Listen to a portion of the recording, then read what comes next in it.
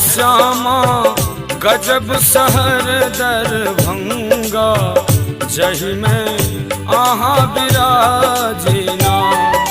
है श्यामा गजब शहर दरभंगा, जही में आहा विराजिना। हे मैया आहा विराजिना, हे श्यामा